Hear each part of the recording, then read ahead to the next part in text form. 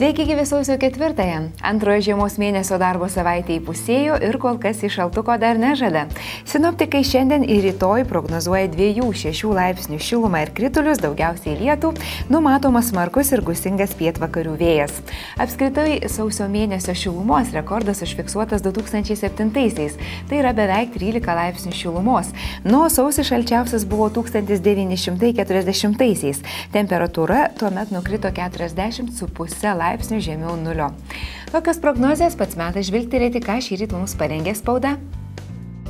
Specialaus savaitraščio Veidas metų leidinio tema prognozės 2012. Pirmiausiai žurnale pateikiamas ateinančių metų svarbių Lietuvai renginių ir įvykių kalendorius ir vėliau aptariami Lietuvos bei užsienio politikos, ekonomikos ir verslo, mokslo, kultūros, sporto pasaulio lūkesčiai bei kalbinami minėtų sričių atstovai.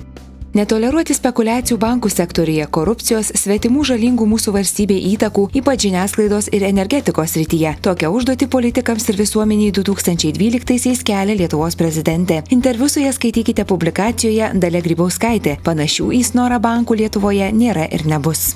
Bangomis besiritanti ekonominė krizė padarė įtaką ir informacinių technologijų sričiai, tačiau šiandien aiškėja, kad šioje srityje įmanoma ne tik išgyventi, bet ir diegti naujoves bei skatinti investicijas. Apie tokias pasaulio ir Lietuvos tendencijas Veidas kalbasi su įmonių grupės 5 kontinentai valdybos pirmininku Idraku Dadašovu. Publikacija verta daryti tik tai, kas laikoma neįmanomu.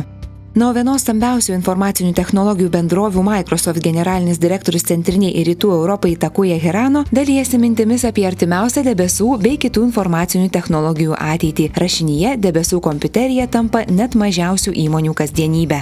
Turėdami savo terminalą ir pirkdami amerikietiškas suskystintas dujas, Lietuvos vartotojai mokėtų $100 pigiau nei dabar atiduoda Rusijos bendrovė Gazprom. Jei šiandien pirktų suskystintas dujas iš JAV, Lietuva per 2 metus galėtų įsigyti ne tik terminalą, bet ir savo tanklaivį. Teigiama verslo žinių publikacijoje, į pasaulinius pokyčius Lietuva atsako tyla.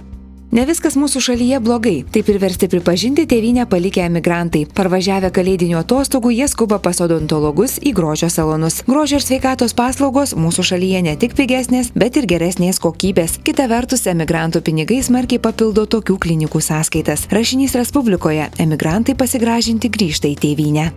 Vilniaus savivaldybė iki rugsėjo planuoja įsteigti 15 naujų ikimokyklinio ugdymo grupių. Jei užmojai virs realybė, sostinės darželiai galėtų priimti 300 vaikų daugiau nei pernai. Naujos darželinukų grupės turėtų būti įsteigtos Lazdynuose, Antakalnyje, Justiniškėse ir Žvėryne. Vilniaus dienos publikacija: darželiai ketina pūstis. VTB jungtinės lygos varžybose lietuviai vakar parodė jėgą. Kauno Žalgiris nepaliko jokių vilčių Ukrainos čempionato lyderiams, o Vilniaus Lietuvos ryto krepšininkai sustabdė vieną geriausių Rusijos ekipų. Skaitykite Lietuvos ryto rašinyje, Lietuvos klubai metus pradėjo galingai. Kągi šiandien tiek, atsisveikinu, darbingos ir sėkmingos dienos, ačiū, kad esate kartu.